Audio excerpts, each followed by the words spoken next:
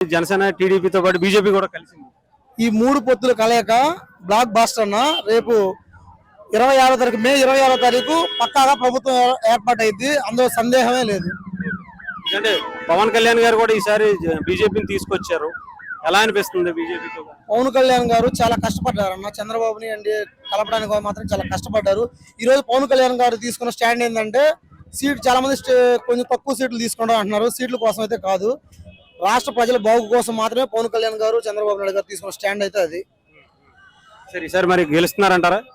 గెలుస్తున్నారా కదన్నా, గెలిచేసాం.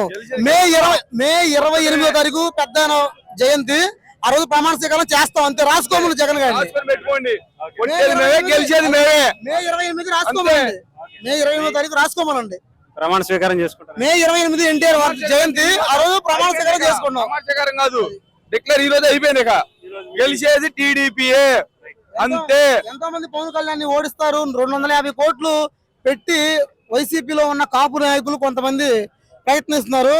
వీళ్ళు ఎన్ని చేసినా పవన్ కళ్యాణ్ గారు ఎంట్రుక కూడా పీకలేరు,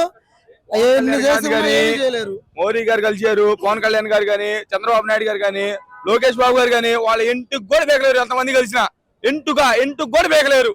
ఉమ్మడి అభ్యర్థిగానే ముందుకెళ్తున్నాం. చక్కటి మేనిఫెస్టోను ప్రకటించినారు. ఈ రోజు కూడా మోడీ గారు ఆంధ్రప్రదేశ్కి ఎలాంటి వరాల జల్లులు పండించి ఆంధ్రప్రదేశ్ మనల్ని పొందుతారో దాన్ని బట్టి కూడా కొంత మార్పు జరిగి ఎన్డీఏ ఖచ్చితంగా కేంద్రంలోనూ, రాష్ట్రంలో జనసేన, బీజేపీ, తెలుగుదేశం పార్టీ అత్యధిక ఎమ్మెల్యే సీట్లను సాధించి గత వైసీపీ కంటే కూడా ఎక్కువ సీట్లు సాధిస్తారనే ఆశాభావాన్ని మేము వ్యక్తం చేస్తున్నాం.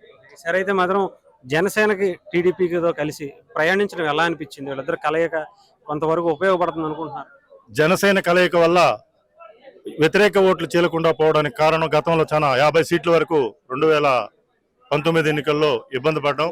ఆ చీలిక ఓట్లు అనేటివి ఇప్పుడు సంఘటిత అవకాశాలు లేవు కాబట్టి అత్యధిక మెజారిటీ ఎక్కడ నిలుచున్నటువంటి జనసేన అభ్యర్థికి కానీ తెలుగుదేశం పార్టీ మేలు. కొంతమంది పవన్ కళ్యాణ్ గారిని చాలా తక్కువగా మాట్లాడుతున్నారు, ఆయన టీడీపీకి అమ్ముడుపోయారనో, టీడీపీ తక్కువ సీట్లు తీసుకున్నారని చెప్పి. ఇలాగా పవన్ కళ్యాణ్ గారు ఒకే నినాదం, చంద్రబాబు నాయుడు గారిని అరెస్ట్ చేసిన తర్వాత ఆయన మద్దతును ప్రకటించినాక ఈ రోజులు ఆయన కేంద్రాన్ని ఒప్పించడంలో తన వంతు శక్తి వంచన లేకుండా పాటుపడడం వల్ల ఈరోజు బీజేపీ ఆలోచించి ఈ ఒప్పందం మిత్రపక్షంగా ఎన్డీఏలో చేర్చుకోవడానికి కీలక పాత్ర పోషించినటువంటి వ్యక్తి పవన్ కళ్యాణ్ అని నేను తెలుగుదేశం పార్టీ అధికార ప్రతినిధిగా చెప్తున్నాను.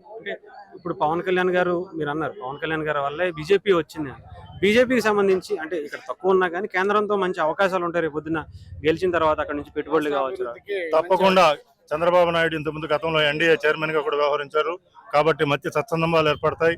తిరిగి మనకు రావాల్సినటువంటి విభజన హామీలన్నీ కూడా కేంద్రంలో ఎన్డీఏ ప్రభుత్వం ఏర్పడితే తప్పకుండా చంద్రబాబు నాయుడు రాష్ట్ర అభివృద్ధికి అదే బాటలో ఈరోజు ప్రజలు గెలవాలి, రాష్ట్రం ఎదగాలనే ఉద్దేశం సంకల్పంతో అందరూ యువత కూడా ముందుకు వస్తున్నారు. వారందరూ కూడా రేపు సమైక్యంగా ఈ 40 రోజులు ఒక స్వతంత్ర పోరాటంగా పోరాడి చంద్రబాబు నాయుడు ముఖ్యమంత్రిగా చూడాలనేది మా ఆకాంక్ష. ఎలా ఉంది జనసేన టీడీపీ బీజేపీ కలిసే కదా, ఎలా అనిపిస్తుంది? వైనాట్ 175 అంటున్నాడు కదా, వైనాట్ 175 మాకు కూడా వైనాట్ 170 ఆల్రెడీ అద్దెంగా 0 పోయింది. వాడు వైనాట్ 170 కదా, వాడికి 23 సీట్లు వచ్చినాయి పోయింది సార్ మాకు. ఈసారి 23 కదా, వాడికి 20 కూడా రావు. ఎందుకంటే మేము ఇప్పుడు బీటెక్ అయిపోయి 3 ఏళ్ళు అయిందన్న, మాకు ఇంతవరకు ఒక ప్లేస్మెంట్ మాకు ఏది లేకుండా మేము ఇప్పుడు లక్షలు పెట్టి ఖర్చు పెట్టి చదువుకుంటాం. ఉద్యోగాలు అయితే అసలు ఎవరికి ఇంట్లో వాళ్ళైనా చిన్న చూపు చూస్తారు, బయట వాళ్ళైనా చిన్న చూపు చూస్తారు. మాకేంది ఒక ఏదన్నా చూపిస్తే కదా. ఈ 5 సంవత్సరాల్లో వాడు రాజకీయం పెట్టిన మీద యూత్ మీద పెట్టినట్టయితే ఏదో ఒక రకంగా బాగుపడేవాళ్ళం మేము. రాజకీయం మీద చంద్రబాబు నాయుడు తిడుతున్నాడు, ఏం వస్తుంది చంద్రబాబు నాయుడు? ఎన్నో 4 ఉద్యోగాలు చూపిస్తే ఎవరైనా బాగుపడతాం కదా. గుడివాడ అమర్నాథ్ కంపెనీలు పెట్టాను అంటున్నాడు కదా,